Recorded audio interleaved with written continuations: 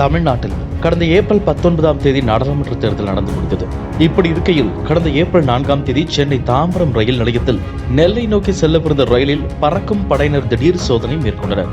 அப்போது ரயிலில் உரிய ஆவணங்கள் இன்றி 4 கோடி ரூபாய் பணத்தை எடுத்து சென்ற சதீஷின் நண்பர் பெருமாள் மற்றும் நவீன் ஆகியோர் கைது செய்யப்பட்டனர்.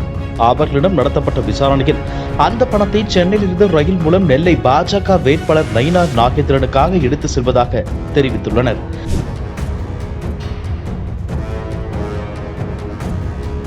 இது பெரும் பரபரப்பை ஏற்படுத்தியது. இது தொடர்பாக தாம்பரம் போலீசார் வழக்கு பதிவு செய்து தீவிரமாக விசாரித்தனர். அதன் பிறகு இந்த வழக்கு சிபிசிஐடி போலீசாரிடம் ஒப்படைக்கப்பட்ட நிலையில் தீவிர விசாரணை நடந்து வருகிறது. இதுவரை பாஜக பிரமுகர் கோவர்தன் உள்பட 15க்கும் மேற்பட்டவர்களிடம் போலீசார் விசாரணை மேற்கொண்டு வருகின்றனர். குறிப்பாக பாஜக நிர்வாகி கோவர்தன் வீடு ஹோட்டலில் சோதனை மேற்கொள்ளப்பட்டது.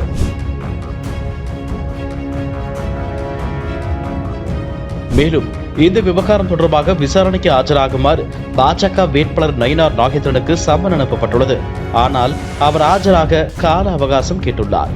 இந்த நிலையில்தான் வழக்கு தொடர்பாக சிபிசிஐடி போலீசார் தமிழக பாஜகவின் முக்கிய நிர்வாகிகள் 2 பேருக்கு சம்மன் அனுப்பியுள்ளனர். அதன்படி பாஜக மாநில அமைப்பு செயலாளர் கேசவ விநாயகம், பாஜக மாநில பொருளாளர் SR சேகருக்கு சிபிசிஐடி சார்பில் சம்மன் அனுப்பி வைக்கப்பட்டுள்ளது.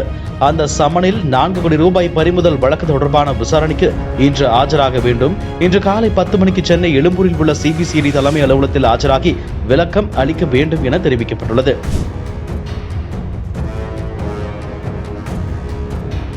4 கோடி ரூபாய் பறிமுதல் செய்யப்பட்ட வழக்கில் மாநில அளவில் பொறுப்பில் இருக்கும் பாஜக நிர்வாகிகளுக்கு சம்மன் அனுப்பியிருப்பது தமிழகத்தில் பெரும் பரபரப்பை ஏற்படுத்தியுள்ளது. ஏனென்றால் 4 கோடி ரூபாய் நயினார் நாகேந்திரனுக்கு சொந்தமானது என்ற தகவல்கள் வந்த நிலையில் கேசவ விநாயகம், SR சேகர் உள்ளிட்டோருக்கும் இந்த வழக்கில் தொடர்பு உள்ளதா என்ற பெரிய கேள்வியும் எழுந்துள்ளது.